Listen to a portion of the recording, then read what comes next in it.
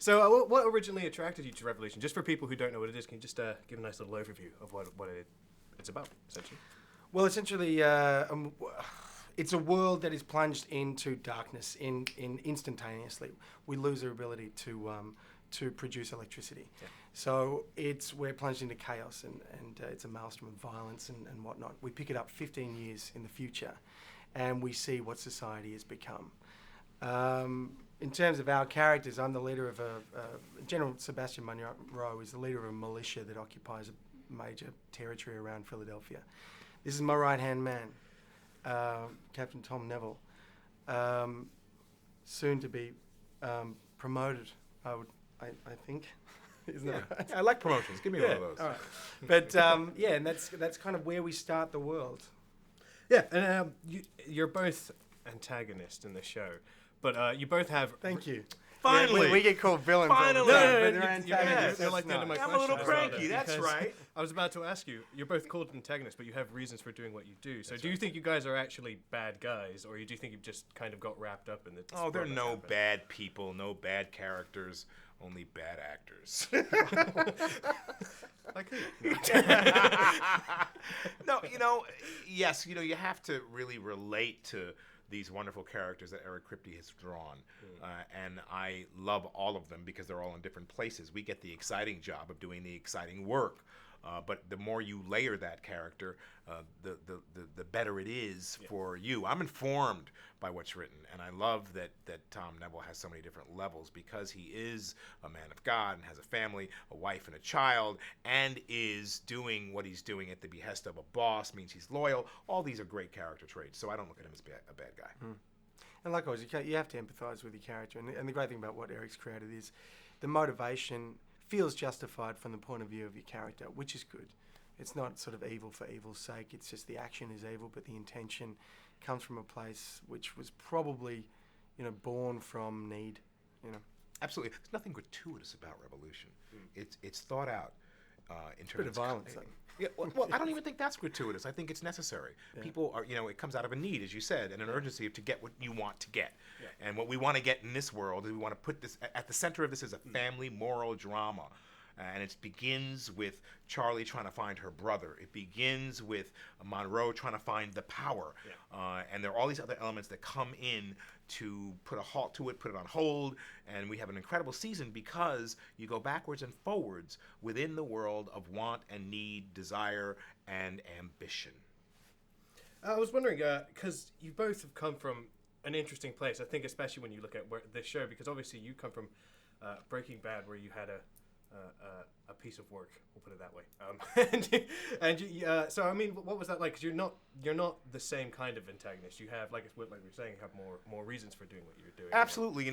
Just coming fresh off of Breaking Bad with a little time in between, I had to pause and think about what I do, what my work consists of as an actor. And I build building blocks, and I try to make every character different, and I don't go to the movies and see movies while I'm working on a character because I don't want to be influenced by anything else. Yeah. So, that being said, I wanted to have more fun. Just played a very buttoned-up character, yes, an antagonist, yes, ran a business, all those good things, sort of in the same position in a way, but very, very different human beings. Tom Neville's a doer. He'll do his own dirty work all the time. He'll take responsibility for it, he'll stand up for it, and he'll justify it. Very, very different. He's also a storyteller who is a master at reading body language and understanding people. Even Sebastian Monroe says it when he's questions about it. He supports his main man because his main man can sniff it out. I'm the trained dog who knows when you're BSing me. So therefore, that's necessary. That's a good trait to have in the world of Revolution. And obviously you came from Cape, and you're playing a character who's sort of a fallen hero in a way. So it's quite an interesting second. Yeah, it is. I mean, it's certainly one is kind of like a light character with shades of darkness. The other one is a dark character with shades of light. So it's kind of the antithesis in a sense. But it's been a lot of fun. It's been beautiful to break away from that. But a lot of fun. Well, I mean, one thing I've been asking everyone is kind of, do you think that the show is more a literal version of what do you think would happen, or do you think the whole idea of all the energy going out is almost like opening a door to opening this world that's divided and full of brutality and The world is already full of brutality in a much subtle fashion. And we're already trying to deal with that brutality as human beings every day that we walk this earth. If you're conscious, you're aware. And the show, I think, is an extension of awareness. It does ask the wonderful question. I mean, the one thing I realize about my life is I'm a doer and don't ask as many questions as I think in my head. So why not ask? You might get a very responsible answer. You might not. But when you ask questions, it means you're interested and engaged, and you're not just about yourself. And so, Yeah. and I love the fact that this story is sparking people's attention to some of the issues that are happening in the world. It's by no means an indication or a premonition of what is to come, but just read the newspaper every day, you know what that's about. Yeah. So we want to be able to be entertaining, number one.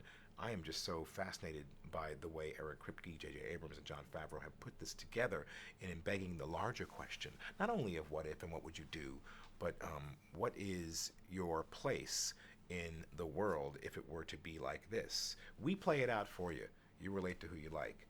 Ultimately, we're making a show that's about entertainment, about family, about morality, and about the future. How many episodes are you up to? Were you? I've seen bits and pieces. I'm not always No, concurrent. but in terms of like your audience. I know what happens towards the end of it. Who is your 20? audience? My audience. We're a comic book. Well, we're not a comic book. We are. But you're up to date in terms Yeah, of the 20. yeah. I know Okay, what's yeah, going yeah. on. I know it's. I've been told what happens. I only ask because like in terms of like the setup, it's not just a means to get into this world. What's interesting is that he's really explored the mythology of it, Yeah. and I think that's one of the most fascinating aspects. Yes, the characters are fantastic in their interactions and the sword play and everything else, but the mythology behind it, I think that's really Yeah. engaging. If you look at the resemblance, if you look at Joe Campbell's stories, if you look at the bigger picture of films that are related to mythology, this is a television show that has all of that in it in a contemporary way.